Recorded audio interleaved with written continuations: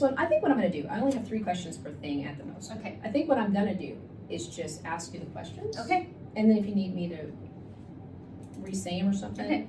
Okay. So SNAP and food assistance. What can the legislatures do to ensure SNAP families retain SNAP benefits? How would you address misinformation about SNAP participation and fraud? And how should Kansas reduce agency errors that disrupt benefits? Because a lot of the errors they're talking about, when they talk about these percentages, it's not people being fraudulent. It is errors within the system that are approving people that shouldn't be approved. The people that apply don't know if they can be approved or not. And so I don't think, there's not these people out there. I mean, I'm not gonna say none. Right. Never say never. Small percentage. But the Very amount of small. people that are actually like, I'm gonna lie and abuse the system are such a small amount that we should not sacrifice those who truly need food.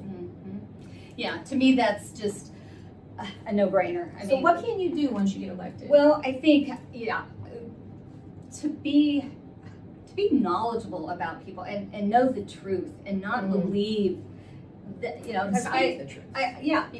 because of my work experience and the things that I'm doing as a volunteer is, I know these people and they're not trying to get one over on the system. They're trying to provide food for their family.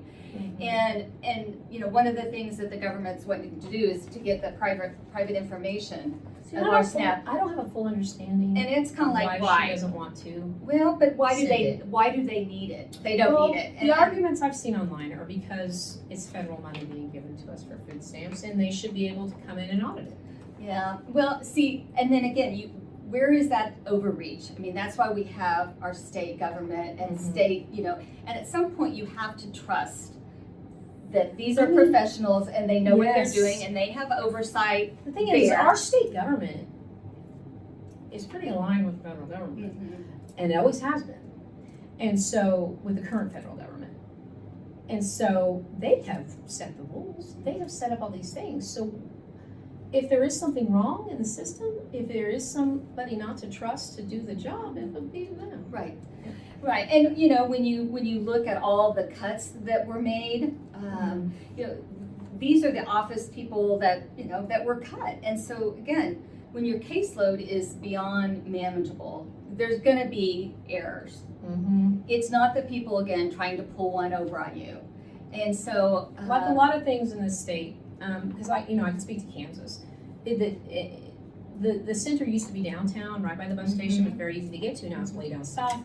And I can tell they're actively making it harder and harder to even get to the building. And you have to. I used to be on them. I have helped many people get on them by being the main thing I do besides helping them fill out the application is being their person, their representative that they can then call to do their interview that has all their information and can know their stuff.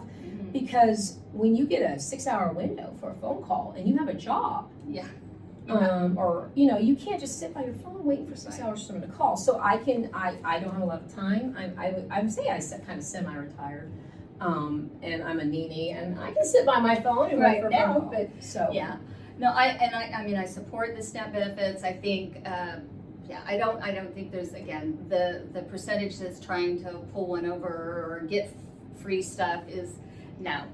People truly are going hungry and. And whatever way that we can help manage that, I support that 100%.